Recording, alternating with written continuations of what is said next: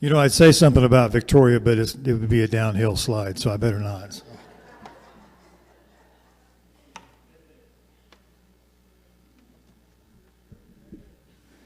What's that?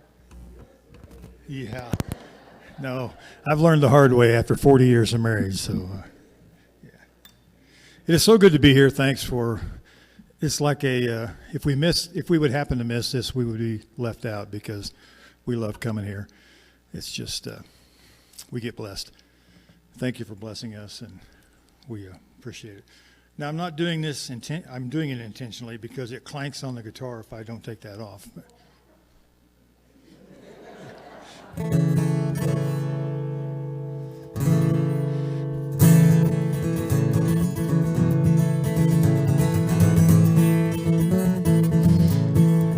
I better intro this.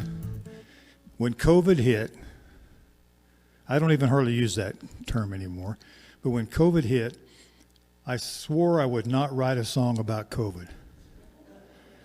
And so when it hit, we lost every booking we had, and we were out in the country outside of Winfield, Kansas, and I put everything away and didn't pick this guitar up for quite a while. And then one night, it was like God said, "Do you know me? Do you trust me? I got this." So I'm kind of back in. So this is a semi, but not really, okay?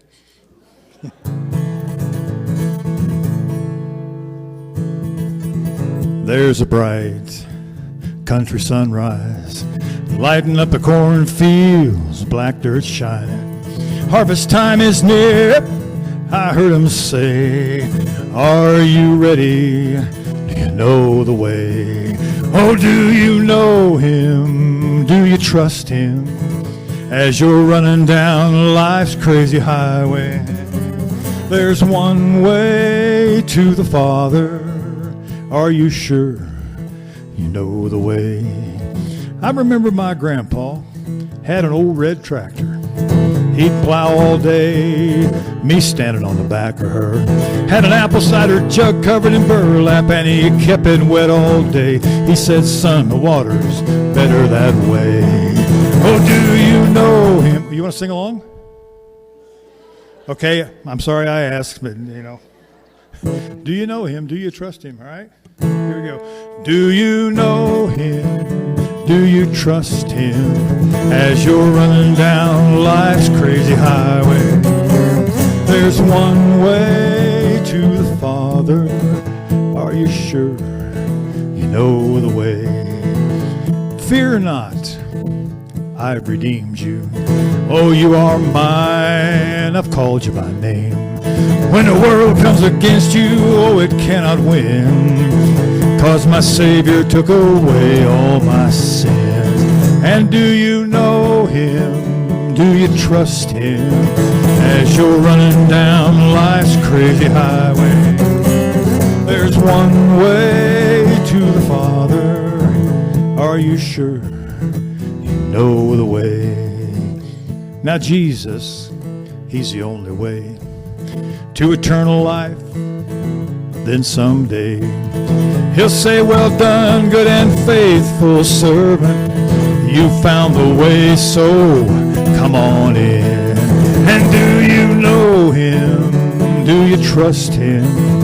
As you're running down life's crazy highway, there's one way to the Father. Are you sure you know the way? Oh, Jesus is the only way.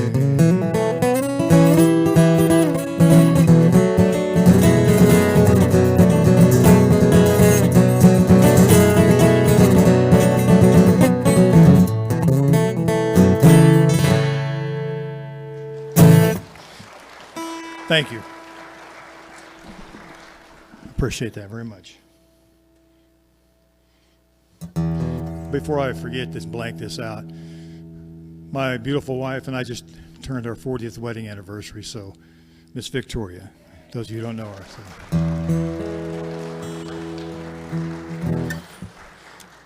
I married Miss Wright, and I've told you that before.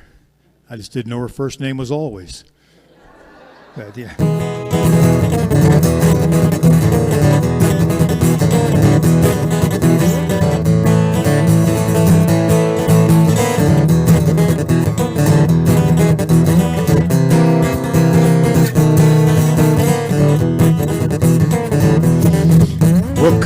all you cowboys, won't you ride along with me, and I'll take you to a place like you ain't never seen. A land where the milk and honey flows. Telling you boys, I can't wait to go. Let's ride down the King's Highway. Come on, let's ride down the King's Highway.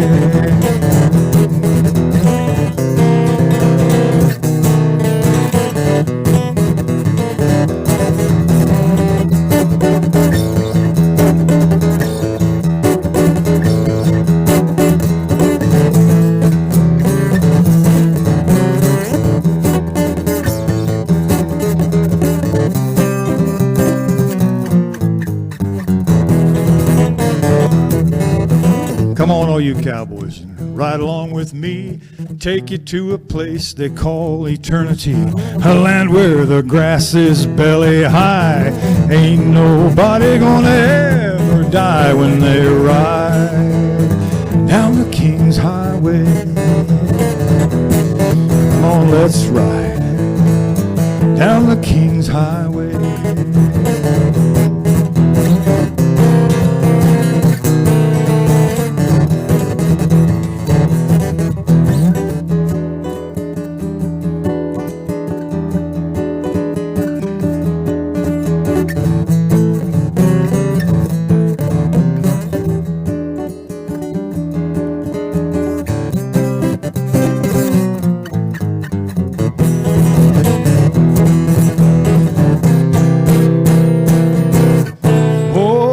Down the King's Highway.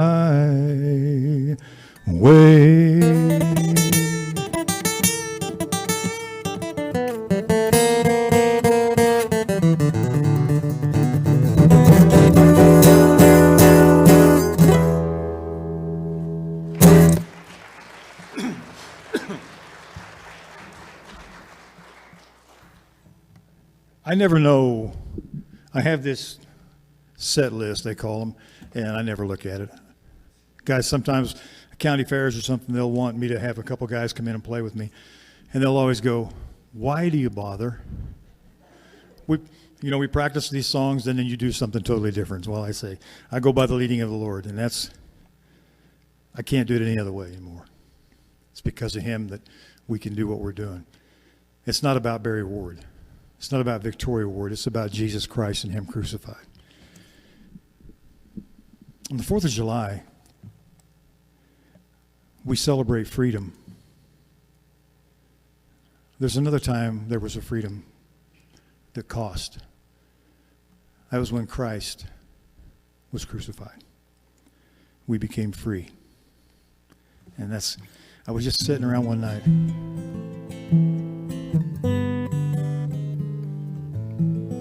And this came.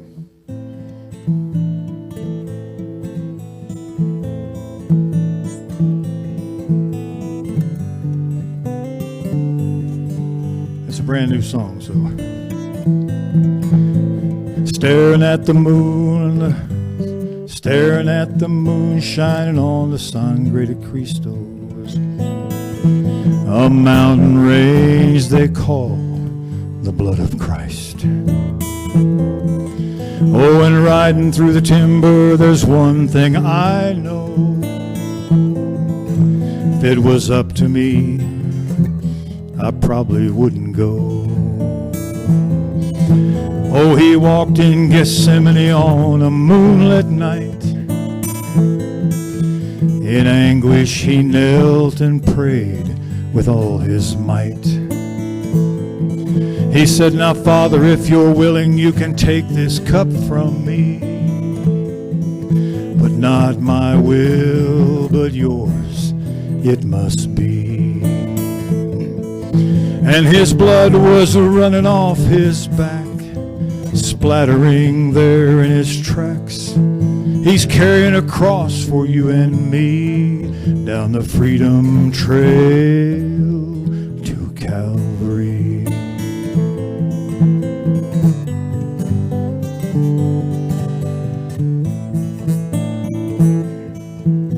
Then an angel from heaven came, and it strengthened him. Oh, Oh, he prayed so hard, blood came from his skin. He found his disciples, he said, why are you still sleeping? My hour is now, rise up, we must go. And the blood was running off his back, splattering there in his tracks, carrying a cross for you and me down the freedom trail to Calvary.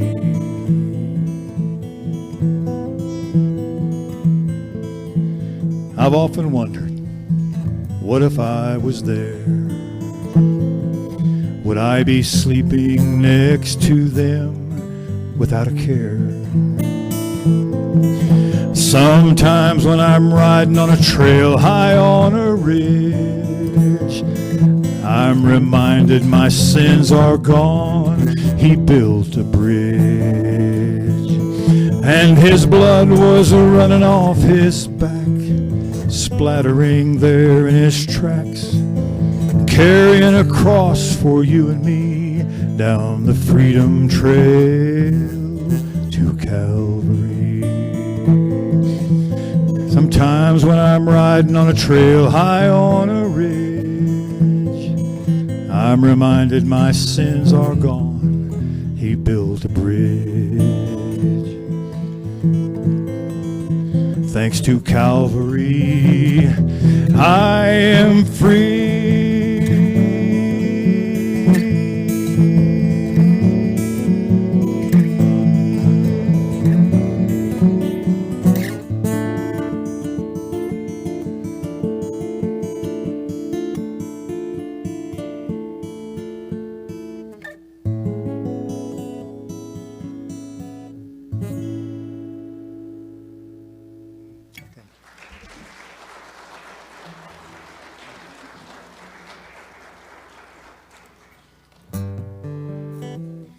Let me, since there was a little bit of a joke, I can have a little humor, right? It's good to laugh. The Bible says that's good medicine, okay? I want to tell you a little story that was brought to my mind. We just did a little over a month of Christmas concerts in Oklahoma, Kansas, Colorado, and one at Show Low here. And it brought back some memories for me. My wife and my father were the biggest practical jokers you will ever find. They were always trying to get one up on each other by pulling some prank on each other. One day, we were living on the farm. We were 2 miles outside of town, and my dad was like clockwork. He had a gray Dodge pickup, and he would be by the farm. You could set your watch. We had some ground 10 miles north of our farm, and he was taking care of that sprinkler every year. But he would be 7 o'clock going by the farm. So Victoria said, I am sick and tired of him getting me, and I'm going to get him good today. So she walks out by the mailbox, okay, and she has a house coat on. Here comes that gray Dodge truck. And as he drove by her, she just reached down and pulled it up like that. And I went on. You know, I didn't want any part of it, so I had some other stuff to do. Well, she gives me a call on our, at that time, it were two-way radios. She goes, is your dad okay? I said, well, I don't know. I guess he is. Well, Barry, I went out there and I pulled my thing up and showed some leg, and he didn't even slow down. He didn't honk at me. He didn't even look at me, so I don't know what's going on. So it was 8 miles from where I was at to what we call the country station. It's a series of elevators and fertilizer company. And I would stop in there and I'd get something. They usually had donuts and that kind of stuff. We had some ground pretty close to there. So I walk in and everybody got quiet. And I said, is everybody okay? And everybody's still quiet. I said, okay, just fill me in on what happened here. So one of them goes, Barry, did your wife do what I think your wife did? I said, well, I don't know. There was 2 teenage Holderman Mennonite young boys standing there. And they were red, and then they turned white when they saw me. I said, what's going on here? Well, they came in here a little bit ago saying, you guys are not going to believe what happened at Barry Ward's place. We drove right by the mailbox, and his wife was out there, and she pulled up her thing and showed us her leg. They drove the exact gray Dodge truck. So it was Victoria has got in trouble this time. So I called her back and said that, and she goes, oh my gosh, what am I going to do? I said, I don't know. I don't know.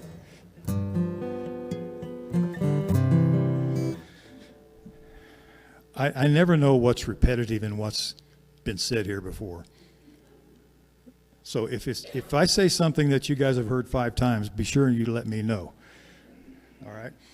Because the parking issue, sure there's somebody new here.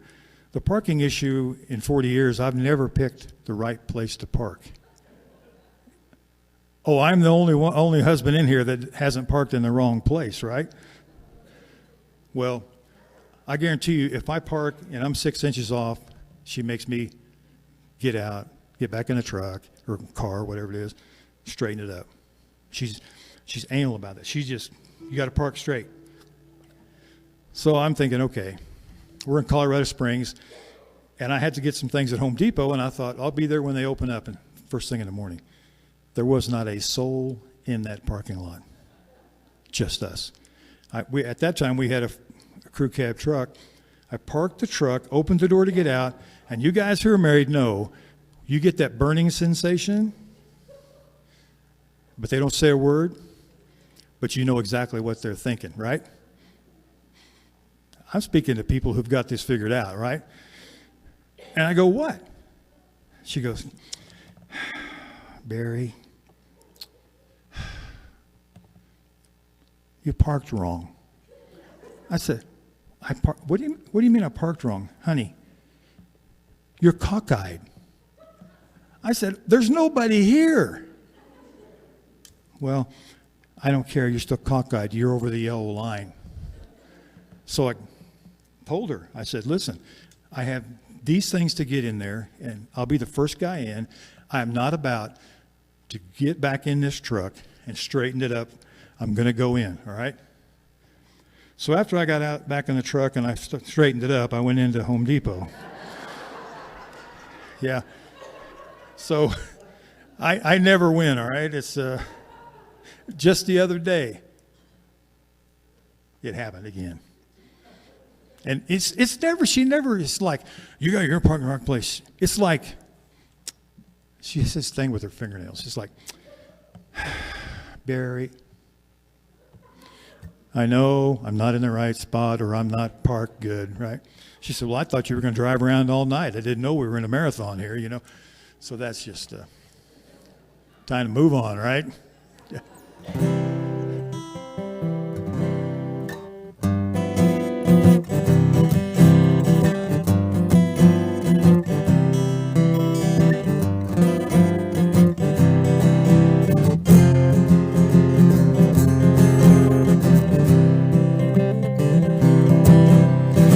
I feel so close to God outdoors as I sit right upon my horse. Hear the wind in the trees as I ride, just my horse and me. Hear the birds sing their song, all is at peace, nothing's wrong. It's the start of a brand new day. With his still small voice, he leads the way.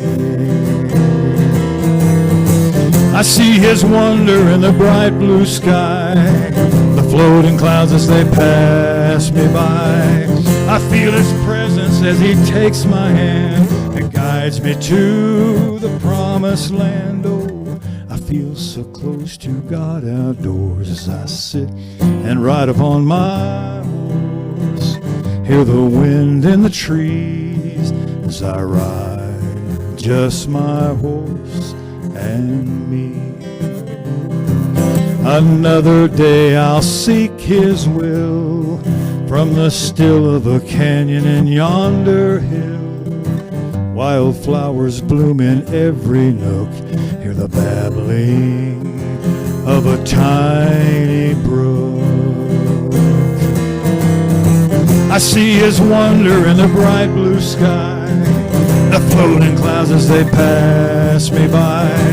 I feel his presence as he takes my hand and guides me to the promised land. Oh, I feel so close to God outdoors as I sit and ride upon my horse. Hear the wind in the trees as I ride, just my horse and me. As I ride, just my horse and me.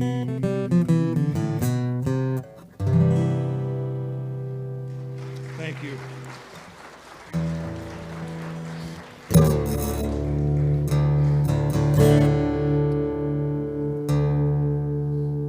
I'm not sure why God's that way is wanting me to sing this song tonight, but the last few days it's been very clear that I'm not supposed to quit until I sing this song. It's actually a Christmas song, but it honors our veterans because I met a gentleman in, I'm not sure where I met him at. He was at Chu Lai in Vietnam, and he told me a story of what happened to them, his unit, and it really moved me.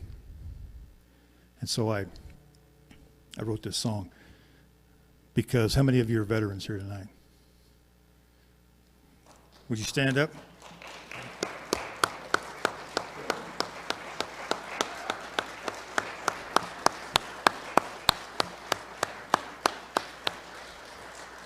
Thank you for your service to our country, and I don't ever want to take that lightly. So I always usually sing the Chopper song, but tonight he wants me to sing this one. And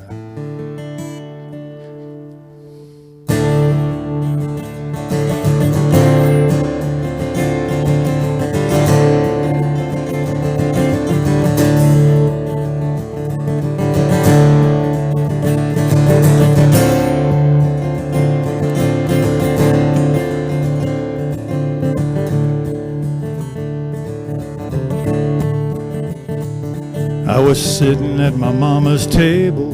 It was Christmas of '99. Something drew me outside to another place and time.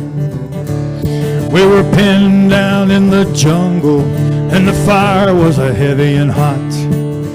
Gathered round our sergeant, prayed the Lord would get us out.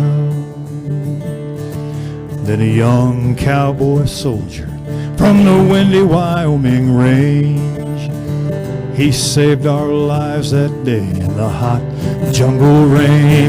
He said, now boys, you gotta get on out of here. I can hold them off for a while. I'll be right behind you, he said, with a big Wyoming smile. And when that day was over, he did not return. And the fate of that young soldier I have never learned. But he gave me a gift that day that I cannot repay. I'm gonna honor his name, boys, till my dying day. For the last words he ever spoke, they echo in my mind.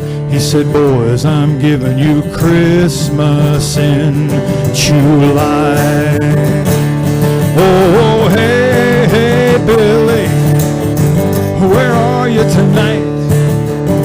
Are you out in the jungle or a little north of July? Well, come on, America, don't you think it's time, Lord? We thanked our soldiers for your freedom and mine, yes, your freedom and mine.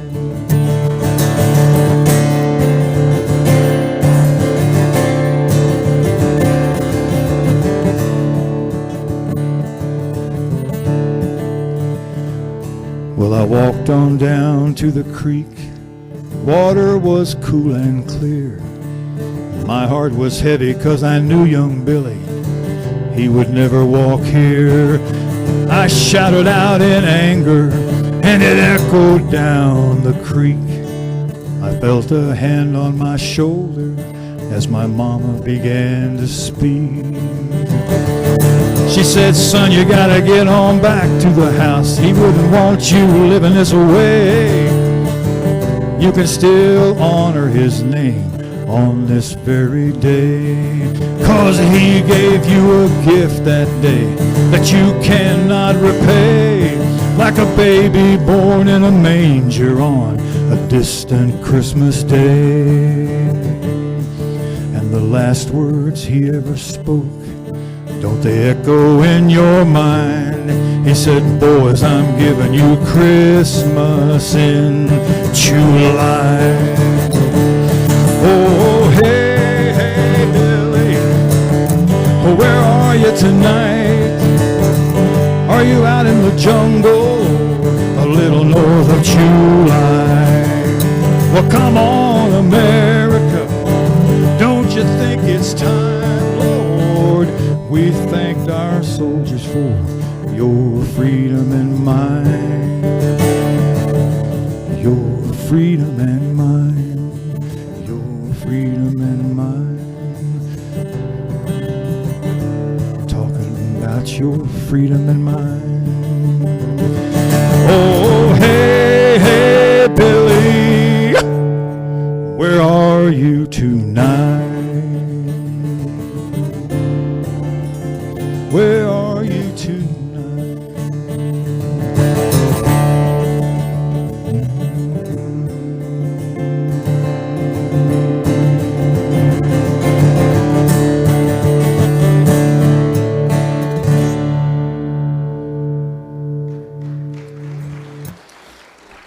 Thank you.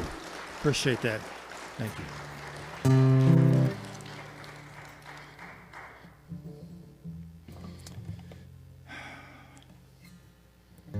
A friend of mine called me from Oklahoma. And he said, Barry, my brother and I are writing a song. And we're stuck. He said, we have one verse, one chorus. Would you be willing? Marlon's an unbelievable guitar player. He's incredible. He said, would you see if you can maybe add some or finish it or do whatever?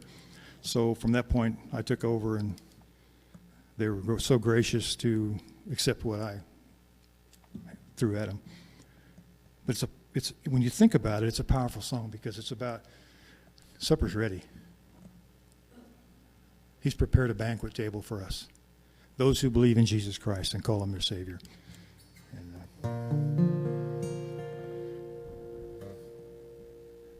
thank you so much. Supper's ready. The Master's calling, take your seat. He set a place for all to eat. He paid the price, supper's free. When you're cold, tired, and hungry, and that road goes on and on, there's a gentle voice calling, lay your burdens down, supper's ready. The Master's calling, take your seat. He set a place for all to eat.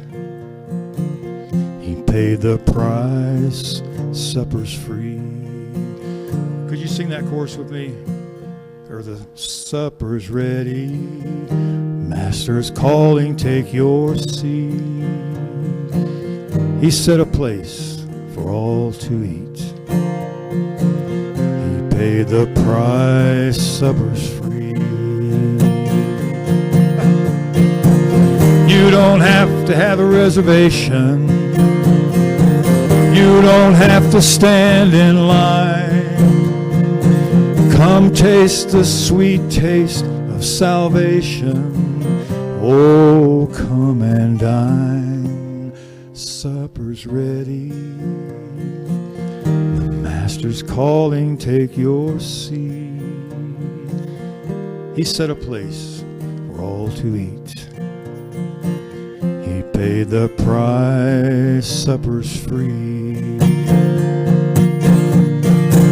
When you ride into a bitter wind and you can't see the end, turn your face towards heaven. Jesus is your friend, and supper's ready. The Master's calling, take your seat. He set a place for all to eat. He paid the price. Supper's free.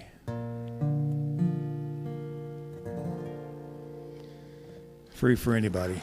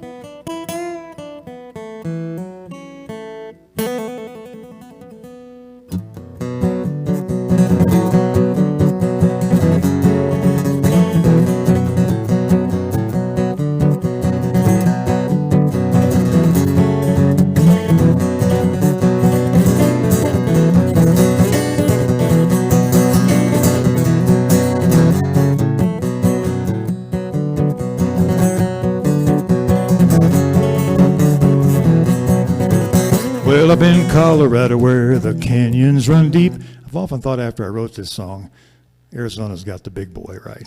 The big, yeah. Up in Colorado where the canyons run so deep, someday I'm gonna ride. Oh, down in the bottom where the water, its secrets it keeps, and someday I'm gonna ride. Well, up in Wyoming where the wind always blows, someday I'm gonna ride. Oh, you'll find me north of Medicine Bow, and someday I'm gonna ride.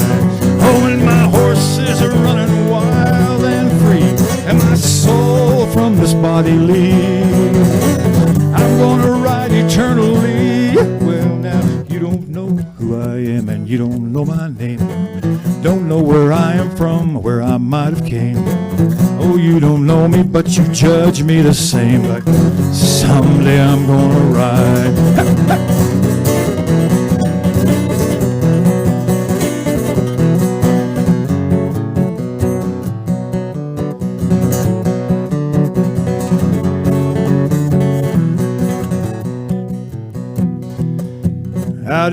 Out in Oklahoma where the red carpet lies, someday I'm gonna ride. And when that wind is blowing, the dust gets in your eyes, someday I'm gonna ride. Well, up in Minnesota where the winters you learn to hate. Hey, Minnesota? Holy cow. Sorry. Maybe I can back my way out of this, huh? I wrote that song, and I was in Valentine, Nebraska at their cowboy gathering a long time ago. It was the first time I'd ever sang it in person. I was on the Friday night theater show.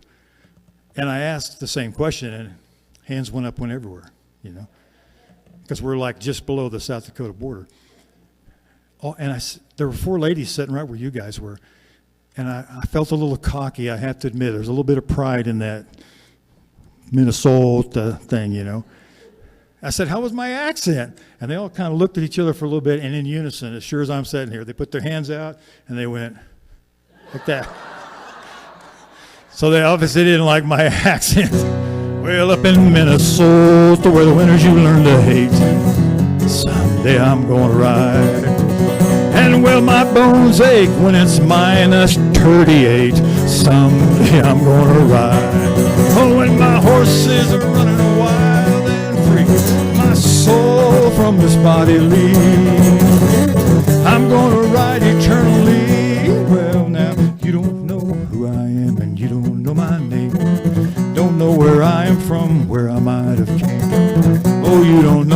but you judge me the same. But someday I'm gonna ride.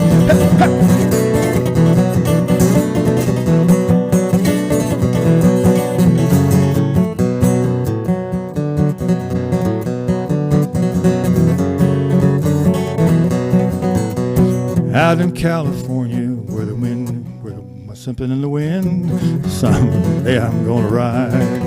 Oh, you'll find me riding down the old vaquero trails, and someday I'm gonna ride.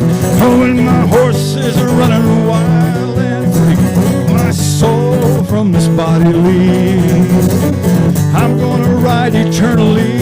Well, now you don't know who I am and don't know my name. Don't know where I am from, where I might have came. Oh, you don't know me, but you judge me the same. But someday I'm gonna ride.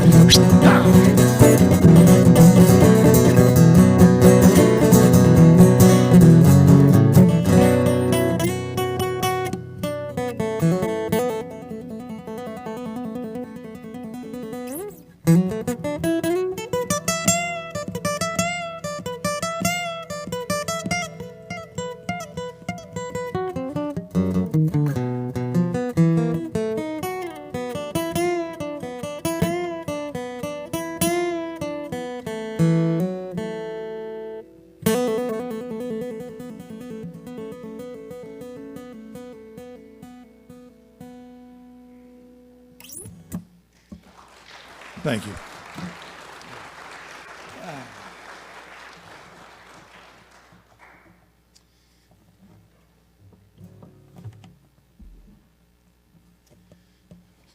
Well, I know I've sang this song here before, and I'll apologize in advance, but I grew up outside of a town of 290 people in the flatlands, the windblown flatlands of western Kansas. And it was a dirt road till I got in high school, and then they paved the road. But if you left Copeland, as you go to our house, our farm 2 miles north, there are the Harts, the Bunnells, my grandparents, my aunt and uncle, and us. It was really family farms were big back then. It's just things have changed. I know there's a lot of big farms, but what I'm saying is a lot of young people are going and doing other things instead of farming. It's becoming very stressful to get into that world. And in between, if you can picture this, Copeland's over here. Montezuma's about 800 people, and it's 10 miles. We have since joined schools. But in the middle, at 5 miles, there was a creek called Cooker Creek. And there was a big spring that ran year-round back in those days. And so this guy by the name of Fry went up and dug this huge pit around that spring, and it became a swimming hole and a community picnic area. He just shared it with both communities. And he planted hundreds of trees around it. So by the time I was old enough to enjoy that, the trees were big, and we could swing off on the ropes, just like Norman Rockwell almost, you know. And so on a hot summer day, I'll never forget. Isn't it interesting how you remember certain things that you'll never forget, and then stuff that you should remember, you forget? That's me. And people used to tell me, I'm 69 years old, okay? People used to tell me, okay, just get ready for it. You're going to walk into your bedroom and say, what did I come in here for? It's happening. I'm telling you, it's happening. I don't know how to stop it either. You know, I'll walk out to the car and I'll go, I don't know. So me and my buddies on a hot summer day in Kansas, we would meet in town. Now we had bicycles. And these bicycles weren't just your normal bikes. High handlebars, banana seat, Stingray. Anybody guys have Stingrays? If you were really cool, you had a gear shift on there and you had a couple of gears. Yeah. So we would meet there and go to the Fry's Grove and swim and mess around. So I remember one day we were waiting. It was hot. The wind was blowing. Roger Schroner hadn't showed up yet. There's like 5 or 6 of us that did that. Well, about 30 minutes later, here he came. We heard him coming. And see if you can Tell me what this sound is. This is what we heard.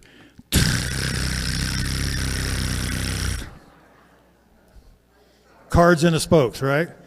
We didn't know where he got that, but when he got there, it took us 30 seconds to get him all off of his bike. They weren't cool. We didn't like them, so. Victoria and I were saving money. 10-year plan to go drive the Alaskan Highway. In the second year of that plan, she came to me. I'd lost two of my really good friends. She came and she said, Barry, pack your bag. We're leaving for Alaska. I said, honey, it's October. She said, I don't care what day and what month it is, we're going to Alaska. Now, if you knew my wife, she is part Cherokee.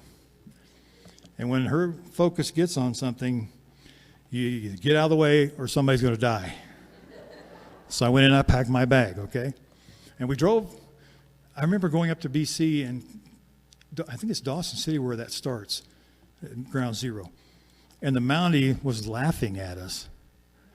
He said, you're from America, but do you two realize it's October in Alaska? And you're 2,500 miles away? It took us 8 days to drive it. We had the most beautiful scenery you've ever seen, animals. And the weather was all, other than one night we got snowed in at a town, but the next day they had the roads clear, so we didn't have any bad problems. But the cool thing is we didn't see any other tourists there.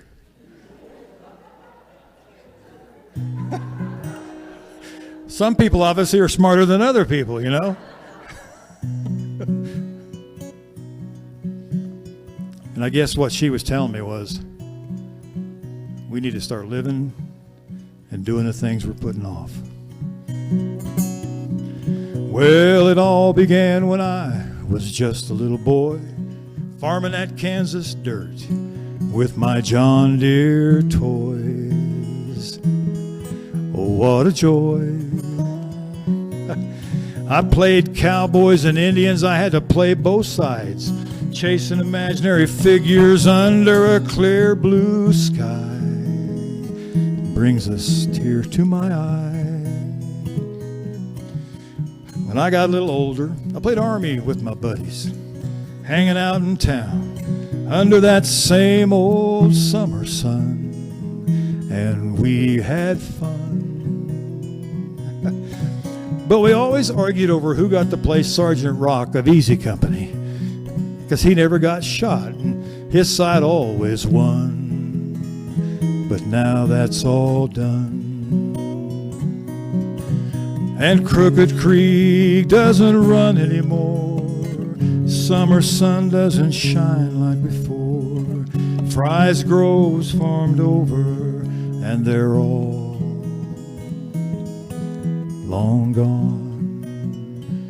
You see, there came a point where progress took over. Crooked Creek dried up because we were sucking so much water out of the Ogallala Aquifer with our irrigation that it went dry. And Fry's Grove was farmed over. You wouldn't even know it was there today. Now 3 of us jumped on my cousin's crazy mare. She bucked us off. I lost my air when I hit the ground. I'll never forget that sound. And I'll never forget the smell of our high school locker room. Sweaty practice uniforms, oh, they were smelling up the place. Brings a smile to my face. And cruising around our little town after ball games, in our cars and trucks, shotguns hanging in the rifle racks, listening to our 8 tracks. Yeah, quite a few, yeah. Crooked Creek doesn't run anymore. Summer sun doesn't shine like before. Fry's Grove was farmed over, and they're long gone. Well, I got married and had a family of my own. Raised them on a farm. in that same old home. It was home sweet home. You ask me if there's a message in the song I'm singing. Let's start living, doing the things we've been putting off before they're all long gone. For to everything there's a season, oh, a purpose under the heavens, a time to sow and a time to reap. Let's start reaping before it's all long gone.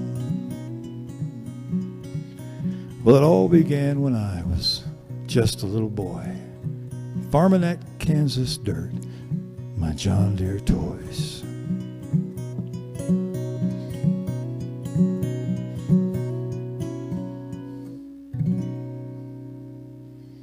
Thank you.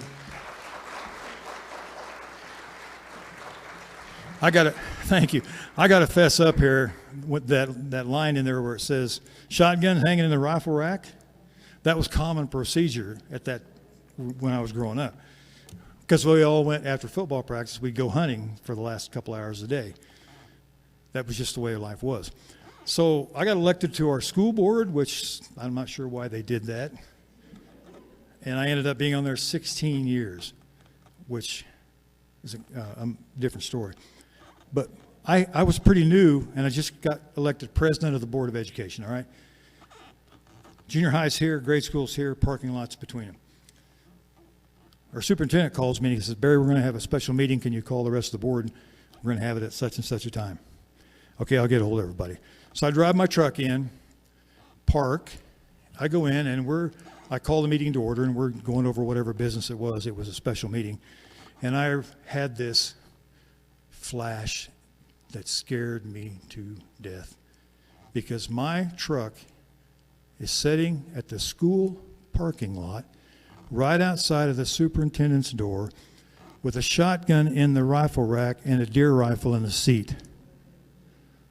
Yeah. They would put me in jail now.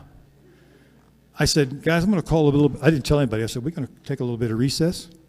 I ran out. I drove my truck across the street into one of my friend's driveway. Went back and had the meeting, but hadn't times changed? And that's kind of that song takes me back there. So,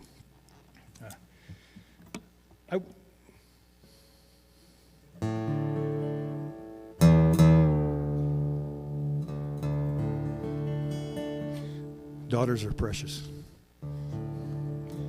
We just got to spend 4 or 5 days, I don't remember what it was now, with our daughter. She lives down on the Rio Grande in South Texas, Big Bend country. She's a river guide. So she goes to California. They call it following the water when the rivers are right. Goes up to Idaho, back to Colorado, ends up back in Texas. She is a free spirit. I'm not sure where she got that. Yeah. But I don't care how much you can be around them. It's never enough.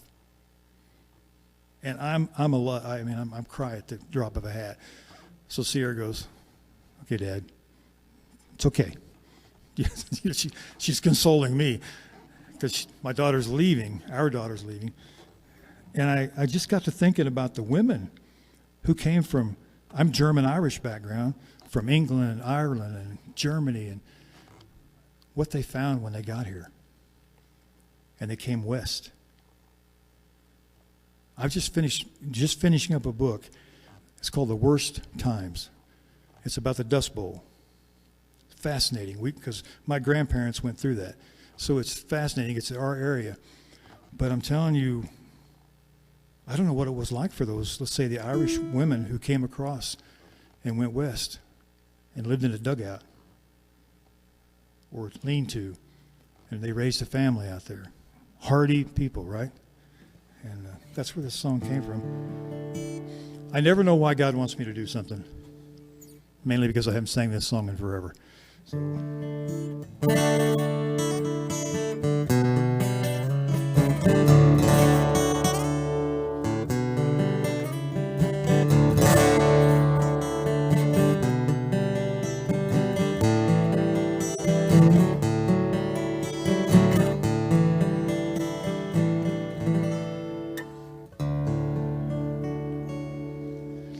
Oh, she walked along the riverbank, but her mind was far away to the lush green hills where, as a lass, there she would play. With her family she came o'er the seas, oh, her new life to begin. But her heart would always long to see the lovely hills again. Her auburn hair blew in the breeze, her heart lie over the seas, for her green eyes will never see again the hills of Ireland.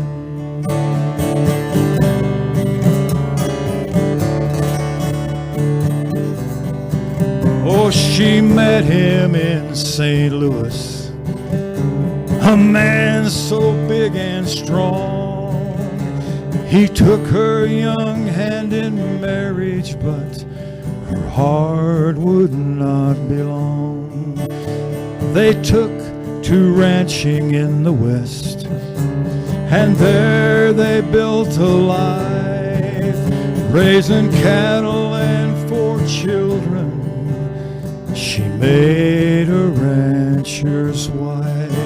Her auburn hair blew in the breeze, her heart lie over the seas, and her green eyes will never see again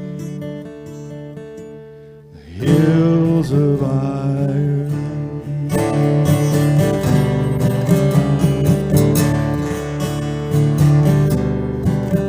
And now her youth has flown, her auburn hair is gray, her husband of 40 years lie behind her in his grave.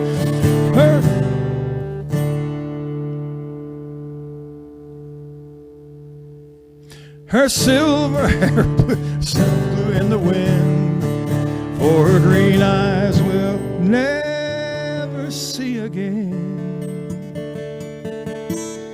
the hills of Ireland.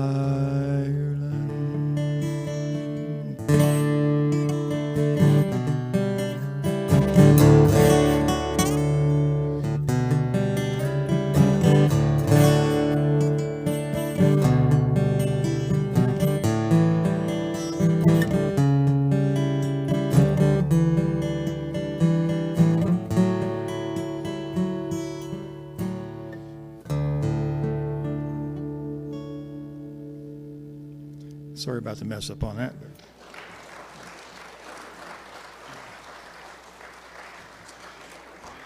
I'm going to, yes, dear.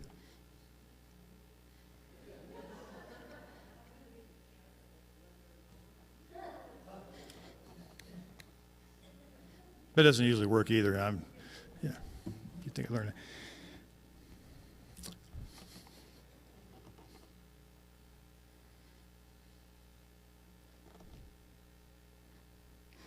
I was just telling Don and Steve that whenever I hear the choir when I'm here, I look up there and there's George.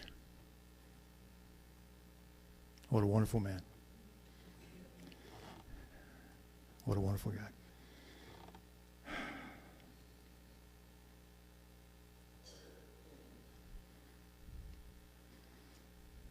Sometimes you write songs that you think you nailed it. You think you really got the inspiration from what it's supposed to say. And then several years later, God says, yeah, no, that's not what it was about. Because I helped a ranch. It's no man's land in Oklahoma Panhandle. And their manager and I became friends, and he invited me down twice to help them on Roundup. They had 500 pairs of cows in the Cimarron River. Very historic. And there was 9 of us the first year on horseback, and we brought them to the river, and they had cleared tamaracks, or we had to bunch them because had they got away, we would spend a lot of time gathering back up. As we got in the middle of that river, my horse stopped. And see, I thought, I stopped my horse. Yep, I'm in control here. My horse wouldn't go. He was going to stand right there. And it became spiritual. God was asking Victoria and I to leave a fourth generation farming and cattle operation in southwest Kansas. Something that my great-granddad started in 1885. And I thought, nah, I'll be a farm boy the rest of my life. That's all I'll be. God, I'm right here, Lord. Somebody else. Remember Moses? I don't have the words, send somebody else. That's what I kept telling him. And that's what that river experience was all about. I could hear the cattle. I could smell my horse. I could hear birds singing. I could hear the guys yelling. It was spiritual. And my life was changed as we took him out of that river, because I realized what God wanted me to do. One of the hardest things I've ever done in my life. I walked into we have a cafe and we have a beer joint in our little town. And of course, farmers go in there at 6 in the morning, sometimes 5:30. And then they're back in there at 9, back in there at noon, back in there at 3. If you're not real busy, And you can find out whatever you want to find out about anything you want, and things you don't want to find out about if you sit around there, because you're going to get the answer whether you want it or not. And I grew up in this little Norman Rockwell town. At the end of the football practices, we'd all go down to Sylvia's Cafe. It had 16 booths in a U shape, had the old fountain, the metal milkshake things, and we would get the best cherry limeades we've ever had in our life. We'd do it. It's just those memories. And so that's kind of what this river thing was all about. I thought I had it nailed, that this is what God was talking to me and telling me I'm going to do, and he didn't want me 100%, or 50%, he wants me 100%. So several years later, to be exact, 2.5 years later, my mom, who had never been more than 2 miles from the house she was born in. My dad passed away 16 years ago now. And Mom lived in the house 2 years in town. And she called all of us, my 2 sisters and I, and said, listen, I'm moving to Dodge City. I'm going into an assisted living place. I'm going to have my own apartment, 2-bedroom, free. I can go and do whatever I want to do. And she was there 8 years. And it's funny, that's a blur. 8 years is a blur to me, because Mom kept telling me, well, Barry, when I go, I want to go out with Riding Along the Cimarron. I said, Mom, the first time she said that to me, I said, Mom, that's a cowboy song. That's not a funeral song. She says, well, it will be at mine. And she had this piece of paper. She made me sign the paper, and she signed the paper that this is what she wanted to do.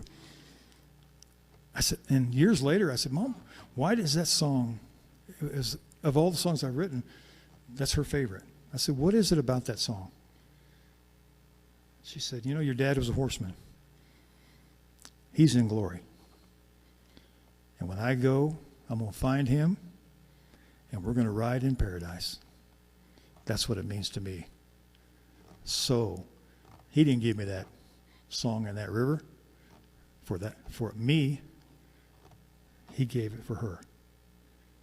Little did I know, every place we went that she showed up with a group, or maybe we took her with us on some concerts, she would always sit clear back there where April is, clear in the very back with some other ladies, and I would intentionally have fun with Mom, because I knew if I didn't sing Riding Along the Cimarron, she would have a fit.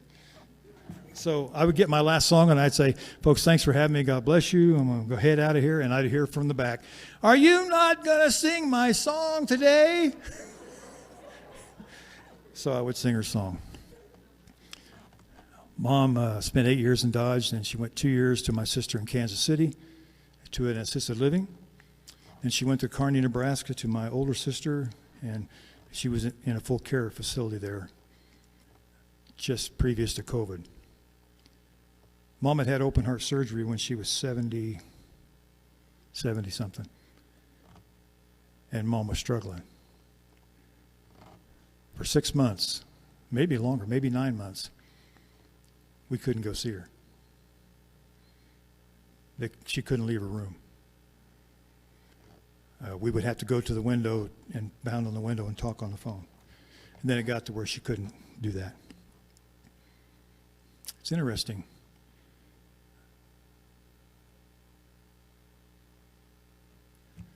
She went to the doctor, and they gave me a call, and they said, Mom was on the phone. She said, she was 91, by the way. She said, I just got back from the doctor, Barry. He wants me to have open heart surgery. I told him, I am 91 years old, and I am not about to go through that again. Do you understand me, doctor? And so she just continually went, heart failure. We were in western Colorado on the western front, Grand Junction, doing a Christmas concert, and we got the call that Mom was passively passing away. They said, can you get here as quick as you can? Well, we drove in a blizzard, 40 miles an hour that night, up to Eisenhower Tunnel where there was a traffic jam. We didn't make it in that night. We got in the next day.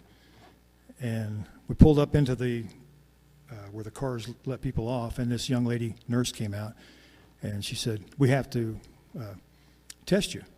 Yeah, I understand all that. They tested me, and they came back. She said, okay, you're negative, so let's go get ready, and we'll take you to your mom. So I had a gown on and gloves and a mask and a shield. And she said, you have 1 hour. Mom had been unresponsive for 2 days. I said, that's not very long. Mom's passing away. Well, I'm sorry, we have regulations. I said, okay, I understand. And then as she was leaving, she went, take 2. So I'm sitting there, and this nurse comes in. And she's probably not 20, 21. And she said, somebody told us that you have a guitar. Do you play guitar? I said, well, some. And she said, do you have it with you? I said, I do. Maybe your mom would like that. Maybe she'd like to hear you sing. So I went and got the guitar, and then I had to go back through all the other stuff. I had to be tested again because I went outside. You know, I understand all that. Went in and sat on a chair by Mom in her bed. I got to caress Mom's hair. I got to hold her hand. I got to tell her how much I loved her, how wonderful of a mom she really was to me. And so I began to sing this song. Do you believe in miracles? I started singing this song, and Mom, who had been unresponsive, turned and looked at me with a little bit of a grin, looked back again. That was it. She didn't pass away till the next day. I think God made it where I could say, goodbye, Mom. I'll see you up there. So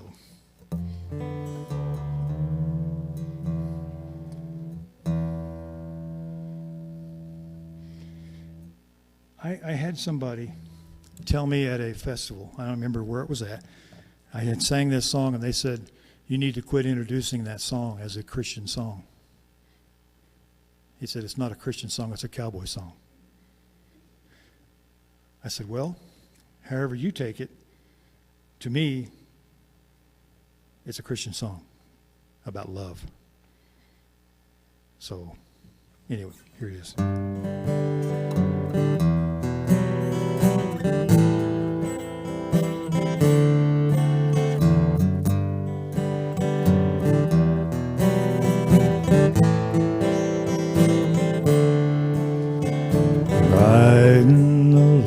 Cimarron, the world seems far away. Nature's critters talking, I hear every word they say. Past that old fallen cottonwood, and the smell of the sage, and the tall grass waves to me as if to say, What if tomorrow it's your last ride? Oh, then I'll just thank him for riding by my side.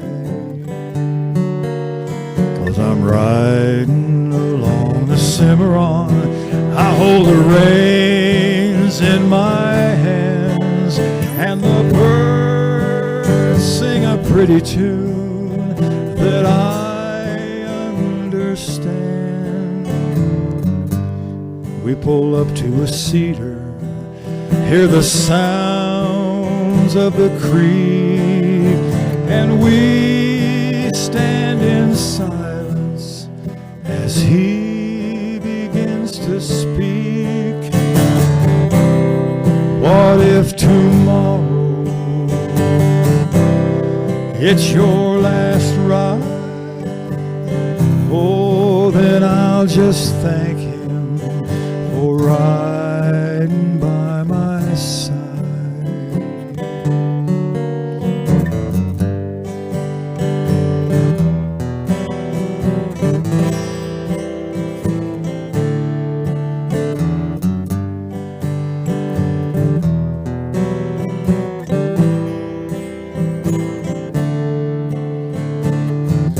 And if tomorrow finds me on a range unknown by man,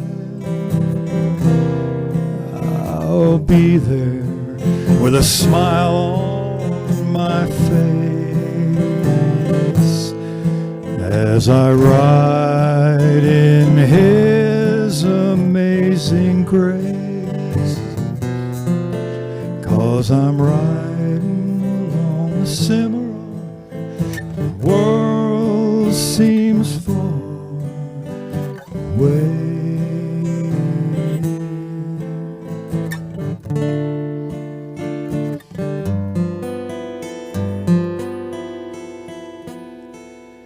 Far away.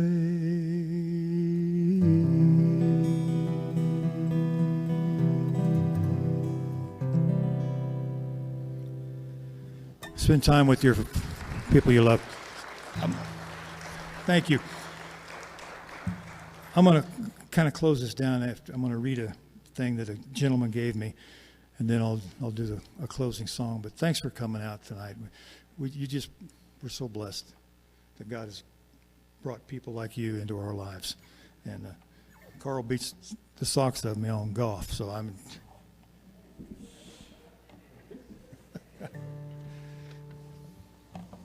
I was in Russell Springs, Kansas, which is kind of western Kansas. They had me do a church service for a festival they have every year. And 2 years ago, this gentleman walked up to me and gave me this. And he said, "Let me tell you my story." And he told me the story of what this is all about. I don't think we can honor our veterans too much. Because whenever our veterans have been asked to do something, they go do it. We're in a crazy world right now. We need to be praying. But he gave me this to me, and he said, "Can you make a song out of it?" Well, when I got home, I couldn't come up with anything because it wasn't me. And to be real honest with you, I put it somewhere, didn't think about it again. That's not right. So this year I was back for church. He came up to me, he goes, "What do you think about it?" I said, "I am so sorry. But to me, it needs to be a poem." He goes, "Well, you do what you want." He said, "But would you please read this whenever God prompts you to do it, wherever you're at, coming from Him." This year we observe Veterans Day, when we stand at a parade with our hand over our hearts. Let's not forget how this nation came together, and it was because our veterans did their part.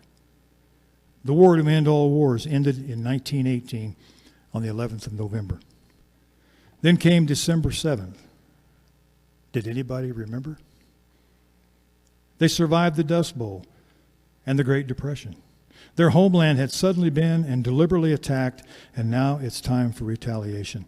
They left behind the factories, the dairies, the farms, and the ranches to stand in line to sign up for a military branch.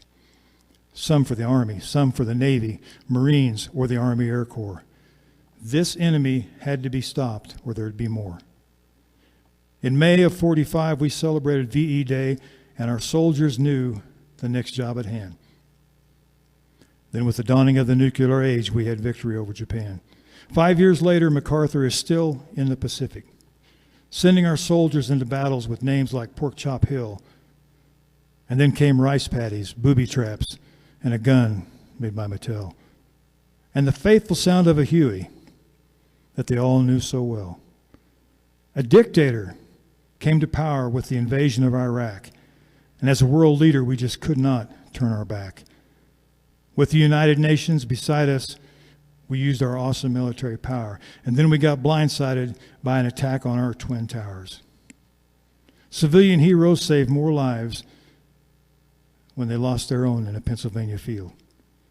This shows the quality of people that this nation can yield. The eager courage with which they went forward in places like Benghazi, Fallujah, Kandahar, and such. May God make us worthy as a nation of what our veterans gave to us. Whether you make the bullet, you pull the trigger, or you run a computer at a desk, you're part of a chain that makes our military machine the world's very best. I went to a ceremony at Dover Air Force Base, and while standing on the tarmac, I prayed that we would never forget the ones that went to war and never made it back. To all the veterans who honorably served the red, white, and blue, we shake your hand and we say welcome home and a big thank you, Marshal Rhea. He was on that tarmac welcoming his son who was killed in Afghanistan. And that's what he wrote this about. I love when our military guys wear their caps, because we can thank them for what they did.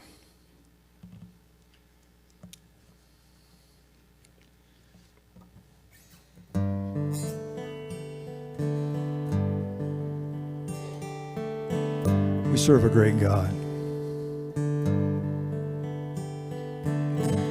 Sing it with me, would you? Oh Lord my God,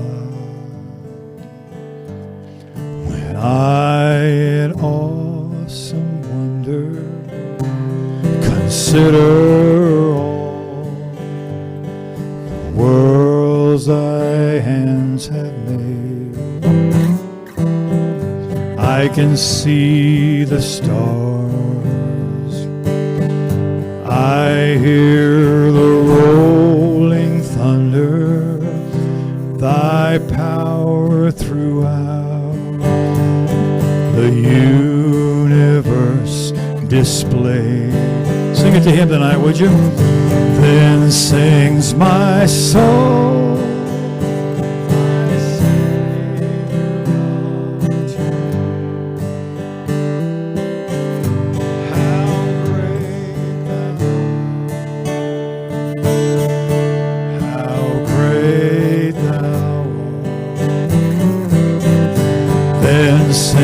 my soul, my Savior God, to thee. How great thou art, how great thou art. And when I think that God his Son not sparing, he sent him to die, I scarce can take it in. Oh, upon that cross, my burdens gladly bearing, he bled and he died just to take sin. Let him hear you. Then sings my soul.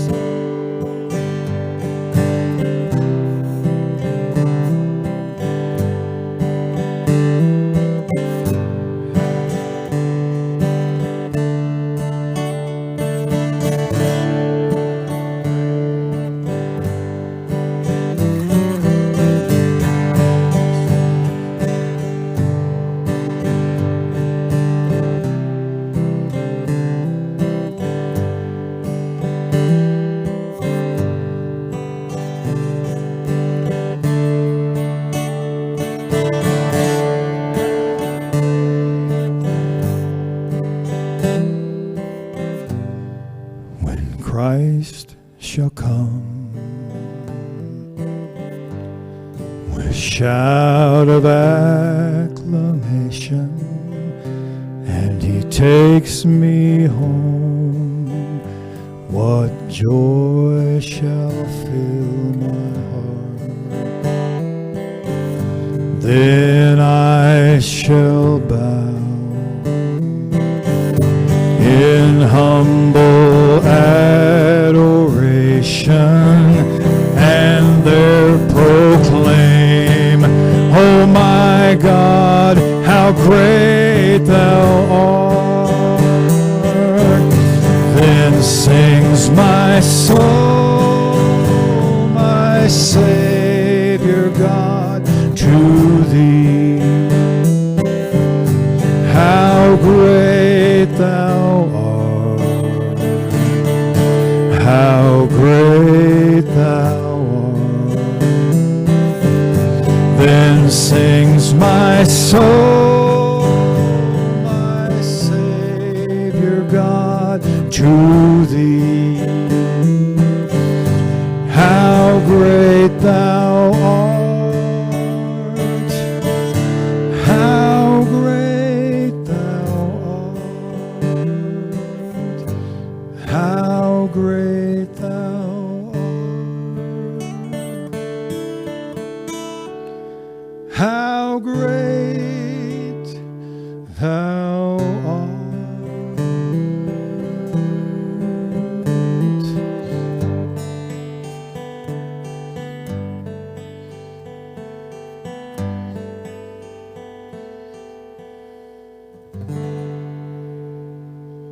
God bless you. Thank you so much. Appreciate it. Thank you. I just remember it. Believe me, this is beyond me, Carl. I forgot he had requested a song. And I'm trying to put this thing to bed, but it won't leave me alone. I can sing it and I sing it and I sing it, and sometimes I don't sing it for months, and I get up here and I make a fool out of myself. So thank you for asking. An old cowboy went out and bought a ranch in 65. Spent all of his money and no cattle could he buy. So he called up Colonel Sanders and he said, what should I do? And the colonel said, buy chickens and build a chicken coop. Now he's been a chicken rancher since he was 24. Working for the colonel now for 30 years or more. Oh, fixing all those chickens up and sending them to fry. Now they want revenge. Your turn, here we go. Ghost chickens in the sky. Chickens to bake and chickens to fry. Ghost chickens in the sky. How many of you were raised with chickens? Anybody? Oh my goodness. You see, that happened to me. We had 150 chickens, and I had to do all the dirty work when I was growing up. My sisters didn't have to do any of that stuff, you know it? And so my grandparents and uncles would all bring their chickens to our place, and we had butcher day. And for a while, it was just me and my buddy, my cousins, we just goofing around. Then we got old enough to have a job. You want to guess what the first job they gave me was? Kill. There it is. Chopping. They handed me this beautiful red hatchet. I was so proud. It had a perfect stump, and that's perfect because there's no trees in southwest Kansas. It came from somewhere, and it was perfect. And they got that first chicken, bam! What happened next scarred me for life. That chicken was running around trying to fly, no head, and I freaked out. So this song has a little bit of a history with me, too. He was out walking on his chicken ranch one day. Pass the time, stopped by the chicken coop as he went along his way. And all at once a rotten egg, it hit him in the eye. It was a terrible sight. Here you go, your turn. Ghost chickens. Wow. That's some sick chickens, and I'm telling you. Now let this song remind you, if you want eternal peace, don't raise up harmless chickens to cook them in the grease. Because if you raise animals that you will someday kill, a chicken may come to haunt you. Oh, but tofu never will. Chicky-eye, chicky-eye-oh. Ghost chickens in the sky. Yeah, ghost chickens in the sky.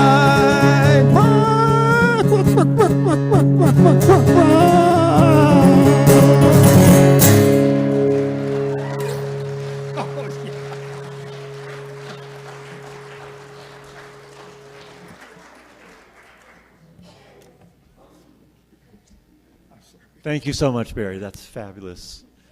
Great way to end it there. So yeah. And thank you all so very much for being here. It's just such a joy to come together every year. We really appreciate it. And don't forget, there's a couple tables out there with things on it. So thank you. Blessings to all of you. Thank you. Thank you. Appreciate it. Thank you.